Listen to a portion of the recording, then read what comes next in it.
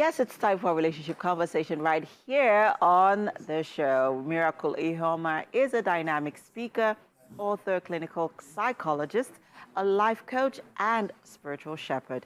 He has worked with various individuals, families, and organizations as a family life therapist. For a decade now as a conference speaker, and for 13 years, and a clinical psychologist for 5 years, and a prolific writer for 14 years. Anyways, on the show today, we will be discussing exploring intergenerational relationships. Are you into older partners? Well, this conversation is for you. Good morning. Good morning. How are you doing today? Blessed. How about you? I'm great. First off, let's establish what an intergenerational relationship is. Yes. So basically, an intergenerational relationship is a relationship between two generations, right? Usually, the cap is 10 years, a 10-year difference between two partners, right? So where one person is at least 10 years older than the other person, they are said to be in two generations. So that's what intergenerational relationship is.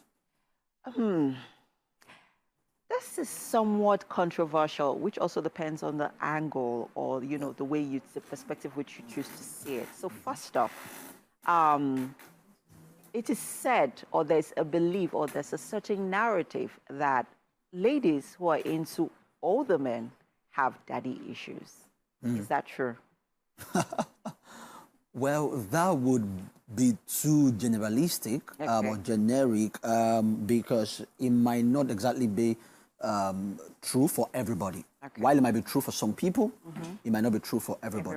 There might be other reasons why certain people are into much more older men. Because when you say older men, most ladies would want a man who is older than them, even if it's just 1 or 2, 3, 4 years. But I want to believe what you're talking about is maybe guys who are way, way older. So now, how old is too old? I think we also need to have that conversation. I'm going to come to the flip side of it. Yeah. But let's focus on the women for a minute. How old is too old for you to, be into a partner, who's way older than you? How old can be too old? Well, that's also subjective because what I would say about that is you have to consider all the angles before you decide to be with somebody.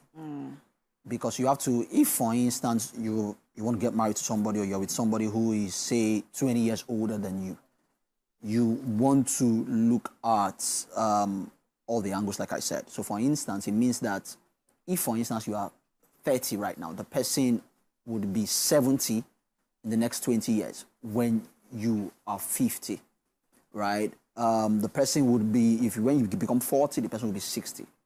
So, if you look at all the things surrounding that, the health complications, the issues with even sexuality and things like that, compatibility and all of, and you are okay with it, right? Why not?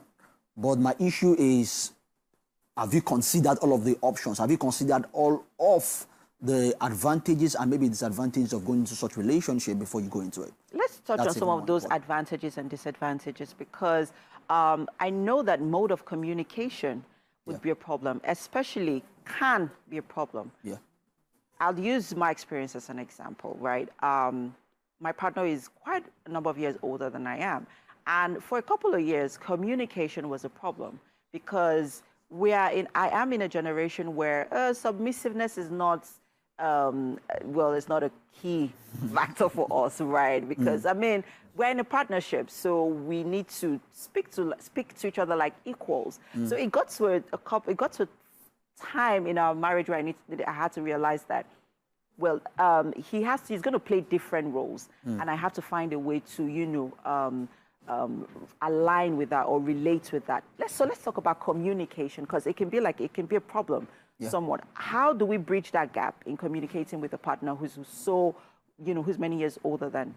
Yes, so that's why understanding is very important. So when you're getting married to somebody, you need to know what generation they belong to. For instance, there are typically about, say, 5 generations. So there is the baby boomers, the Generation X, the millennials, and then there is Gen Z, and now we have Generation Alpha, right? And of course, basically, when we talk about these different generations, it's actually when people are born, a particular time frame when people are born. But then you realize that in those time frames, there are things that affect, you know, the birth of such people. So for instance, anybody born in this generation is born into technology, right? Is born into social media. That affects behavior, right? People have said that once a child gets born now, before the eyes used to be closed, now it's no longer closed, it's now open, right? It gives an example. It gives an example of how things are right now, or different from how they used to be. So that changes the dynamic. So you're talking about something like submission, things like respect. Exactly. Now, it has a new definition now in this time and age.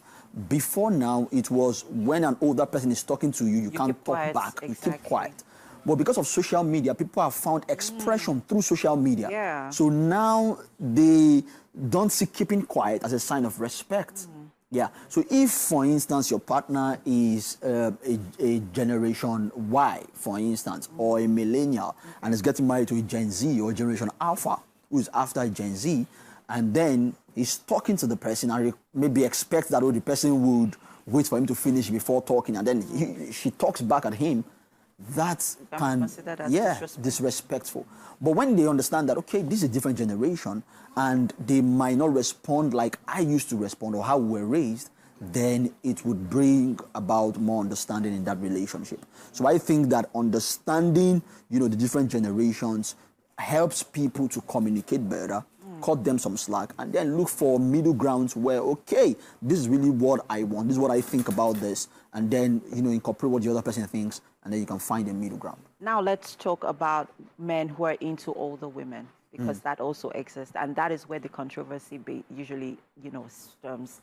That's where we find more, you know, controversies, basically, because, you know, there's that family nudges on it that no, you can marry this woman, you know. And then there's also the flip side where he's being called or being considered or being looked at as a boy toy or a gold digger. You know, there's so many names attributed to that, you know, dynamics in a relationship. So how would you suggest, or how would you advise that they handle those sort of, you know, external pressures, you know, also from extended family members? Yes. So these are part of the things you have to also consider when going into such relationship, right? Okay, how are you going to deal with the culture in which you are living in, right? Especially if you're an African or you live in Africa, you know, it's a bit it's not unusual, fully accepted, yes, for a guy to be marrying a lady who is older than him.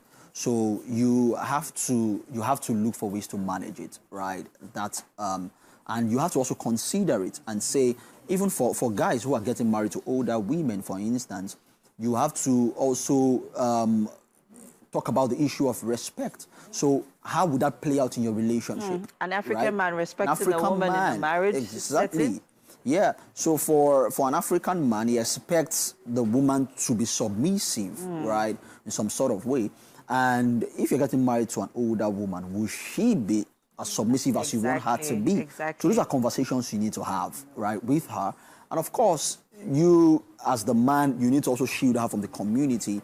And of course, it's your decision. So one way or the other, you have to live up to it. You have to own up to your decision. All right. And then, you know, stand by it, whatever consequences come. What I'm hearing from all of this is communication. Yeah. Find a way to communicate, you know, approach the conversation in a very, very, very delicate manner. Thank you so much for this conversation, Miracle. I'm sure 1 or 2 people watching have learned so much from this topic on exploring intergenerational relationship. We'll continue again next week, right? Yeah. Fantastic. The show continues shortly, guys. Stay with us. We'll be right back.